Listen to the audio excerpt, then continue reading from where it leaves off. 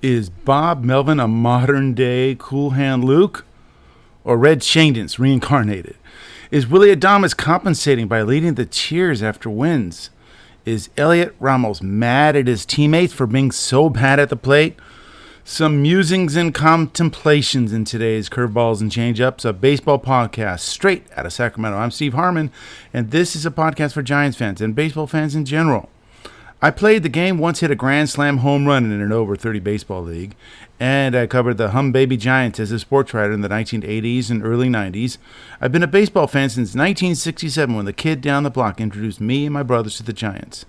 A note, I'm hosting separate episodes on the Giants and A's. You can find both on all the platforms that host podcasts. So, yeah, Bob Melvin is interesting.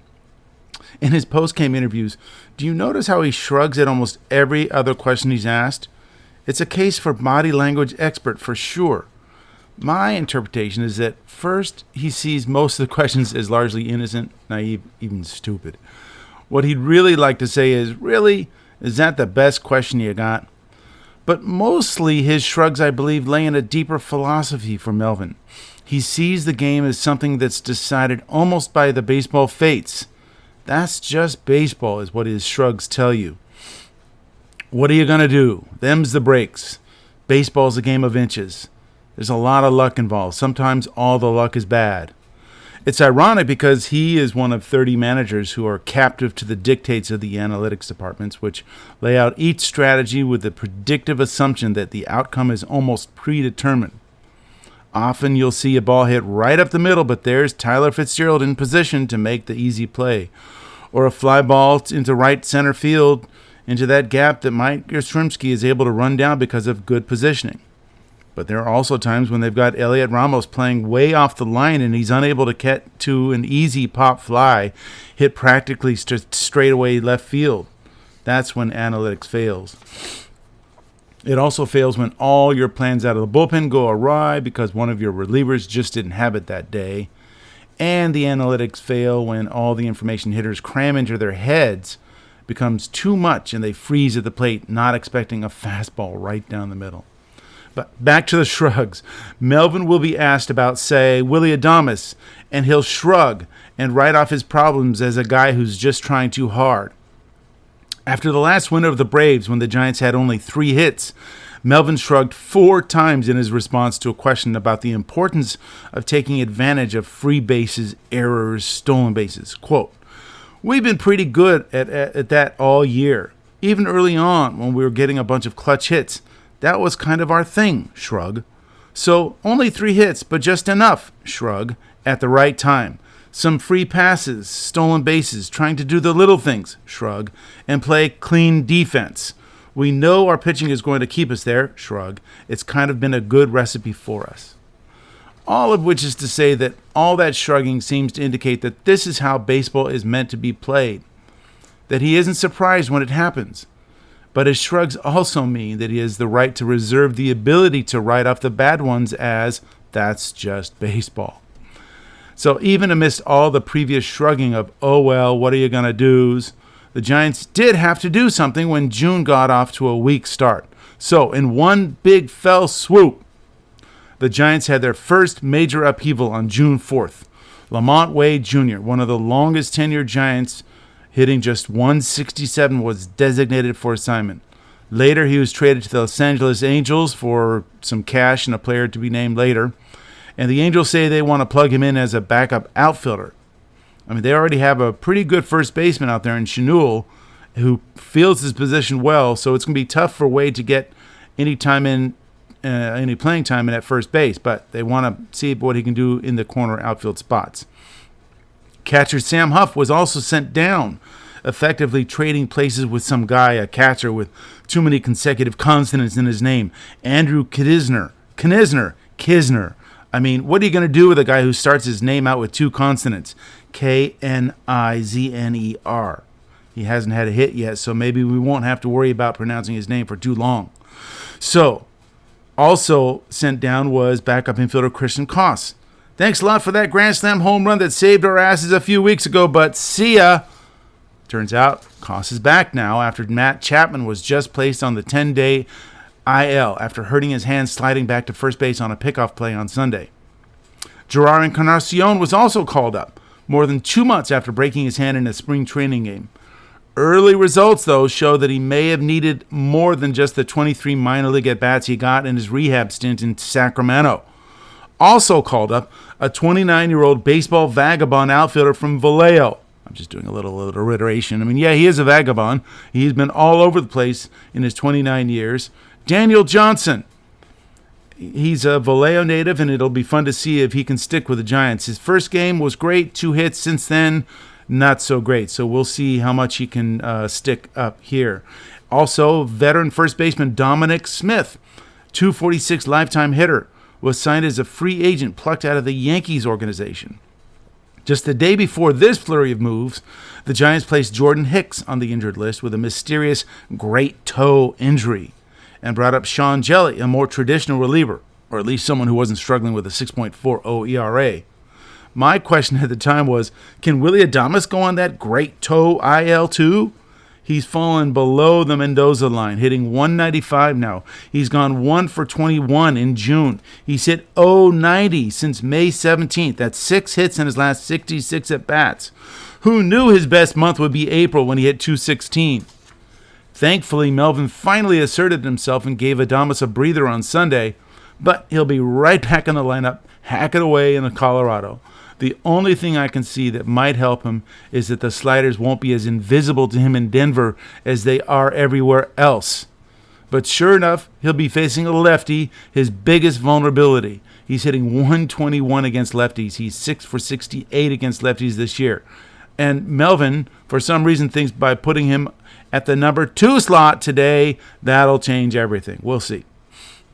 As I said in my opening, at some point, all that cheerleading by Willy Adames, racing to be the first to greet the winning run at home plate, taking his teammates' helmet off when they return to the dugout after a home run, something he wishes he could do, it all seems hollow when Adames himself does so poorly at the plate.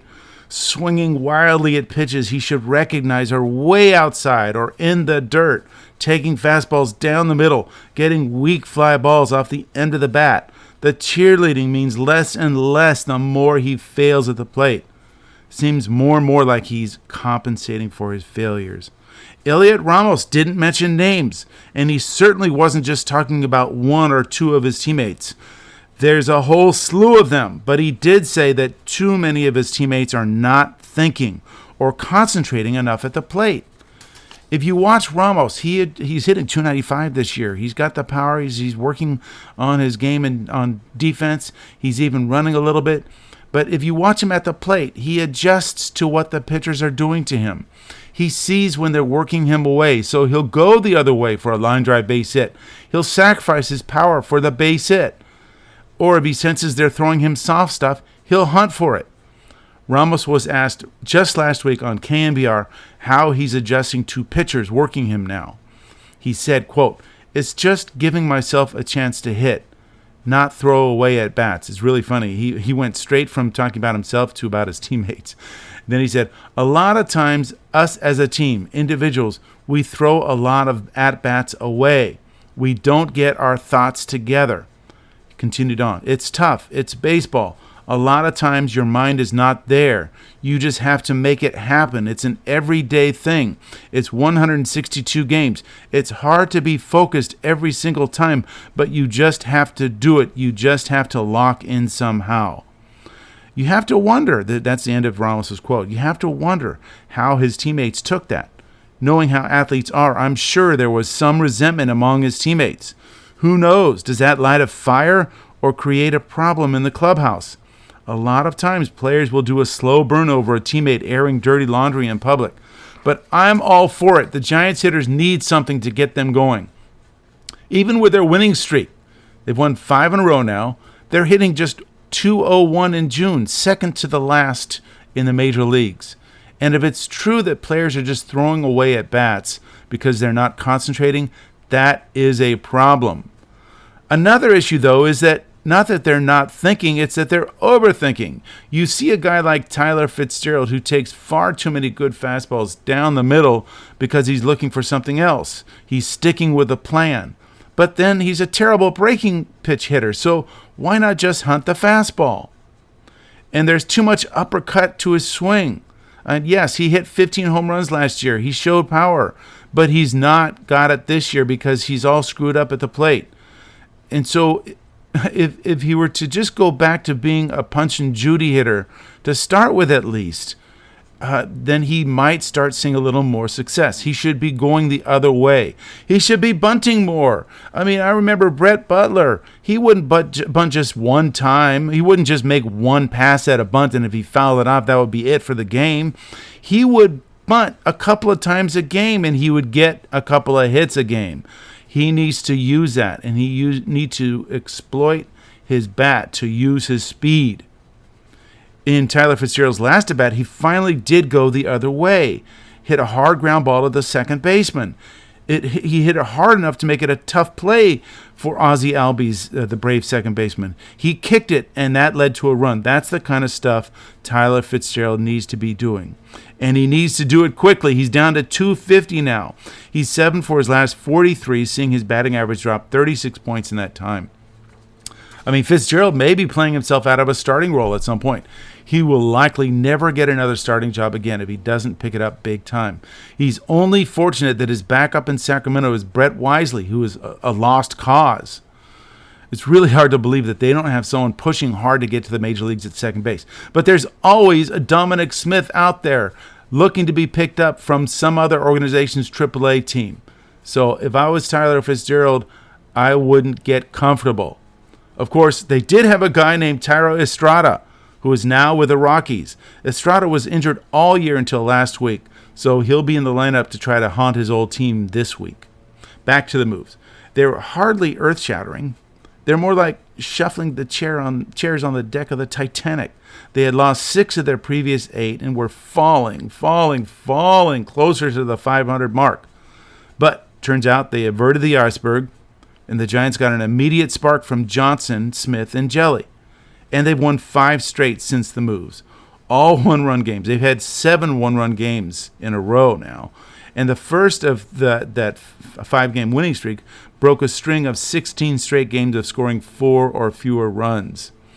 But despite all the wins, despite being so close to first place, they're still hitless wonders. They swept the Braves in 3 straight, despite getting only 16 hits and 90 at-bats. That's a 178 batting average for the 3 games. And half of those hits were in the first game.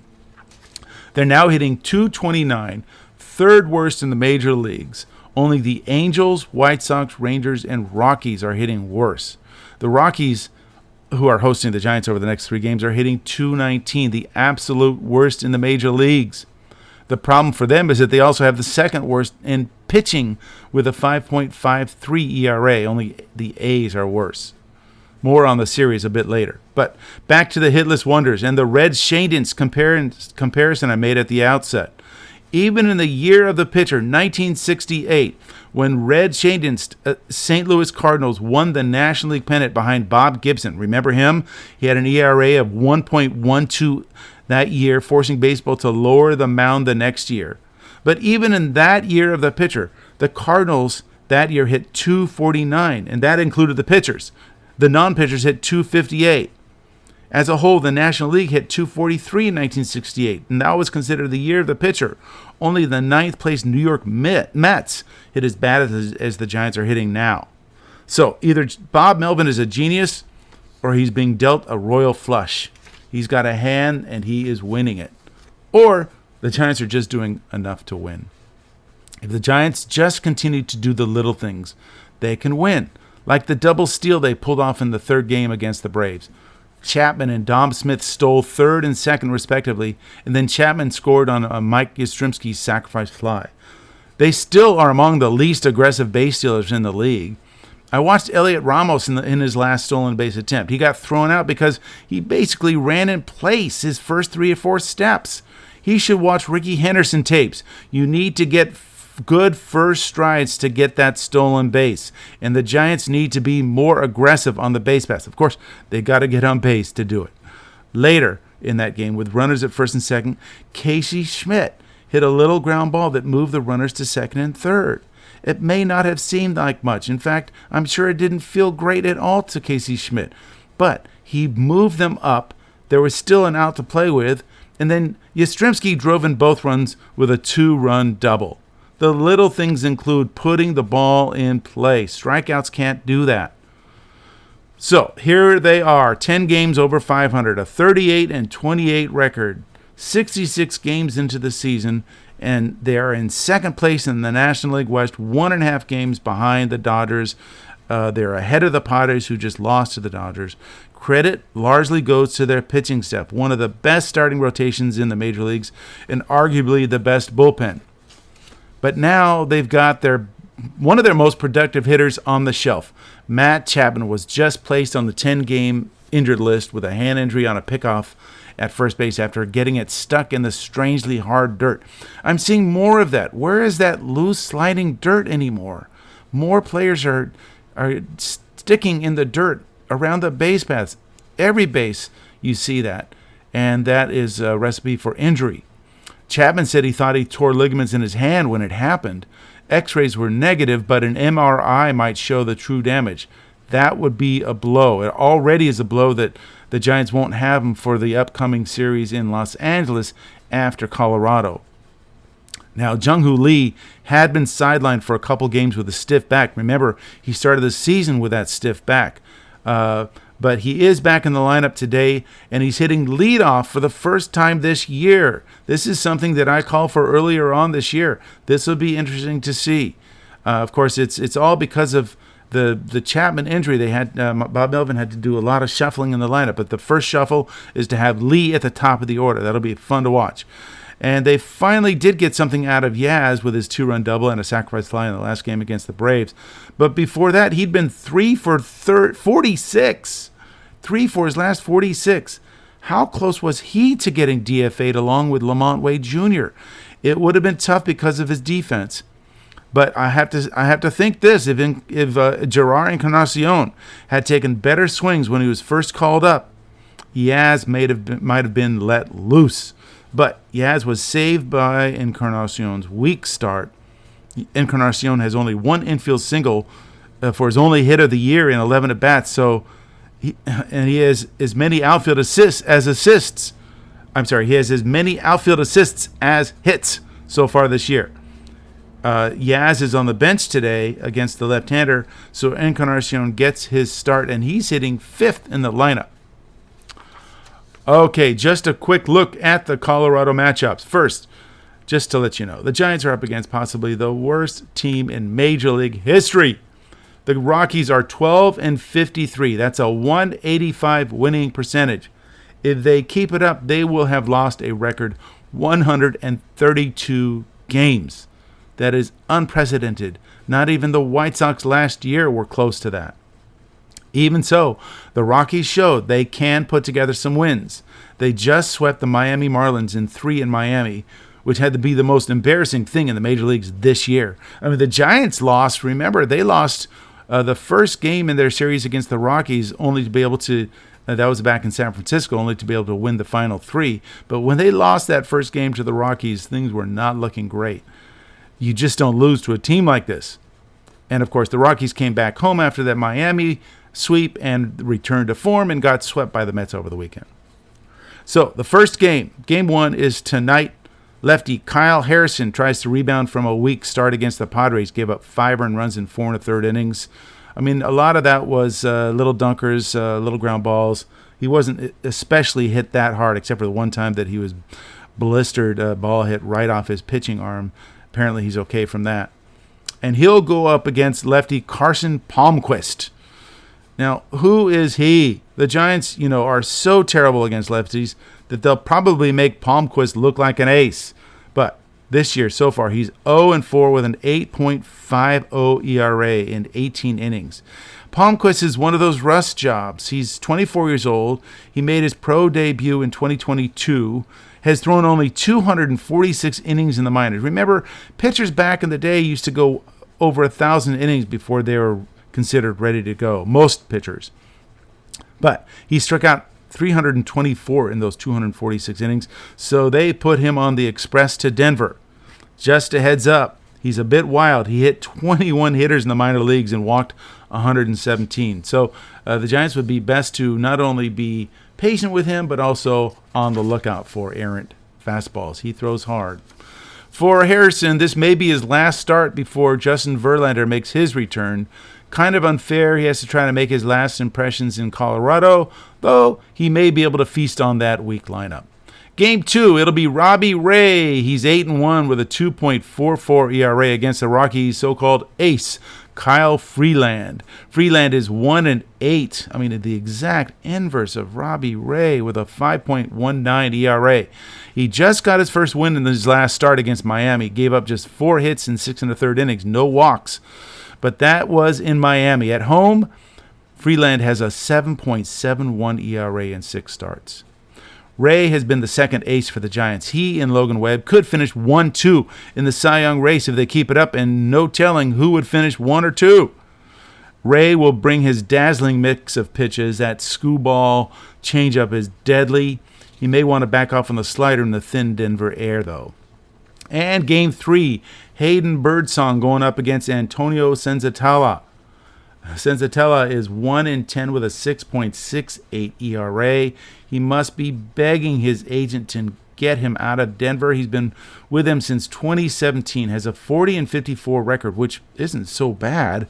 Lifetime ERA of 5.05, which isn't so bad compared to what's going on these days. He actually was an 11-game winner in 2019, though that year he had a 6.71 ERA. But this year has been the worst for him. He has lost all six of his starts, or he did lose all 6 of his starts in May with a 9.10 ERA. In his last start, he did go 4 shutout innings against the Mets before being pulled. 84 pitches after 4 innings was just too much. But he did not get the win, and so he stays at 1-10. Birdsong was looking so good in his last start for the first 3 innings, but then lost command in the 4th inning, and then in the 5th. In the 4th, he hit a batter and walked 2 to load the bases, wound up giving up 2 runs. Melvin kept him in for the 5th to see if he'd get the win, but he gave up a single and a walk before Melvin had to go to the bullpen and get Tristan Beck. Again, this is a tough place to get your mound game back, but it could be the right lineup to do it for Birdsong, and that would be on Thursday. And a reminder, it's all in the service of getting ready for the final 3 games on the road trip against the Dodgers in L.A. So the Giants just cannot mess around in Colorado if they want to come into L.A. feeling good about themselves. They need at least 2 wins, preferably a sweep. Meanwhile, the Dodgers will be finishing up a 3-game set with the Padres on Wednesday. They'll have a Thursday day off before the Friday series opener against the Giants. The Dodgers already took Game 1 against the Padres in extra innings. Okay, that's all I have for today. Thank you for tuning in to Sacramento's Curveballs and Changeups with me, your host, Steve Harmon. You can find Sacramento's best baseball podcast on Apple Tunes, Spotify, Amazon Music, iHeartRadio, YouTube, Odyssey, the podcast app, and wherever else you can listen to podcasts. Please hit the subscribe button so you can get notified when my next podcast is up. I'm also on Twitter, or what some call X, and Threads, and post my episodes there. If you see it there, please retweet or repost and tell your friends. It would be great to grow our baseball-loving community. Okay, until next time, lay off the slider low and away. Look for the fastball.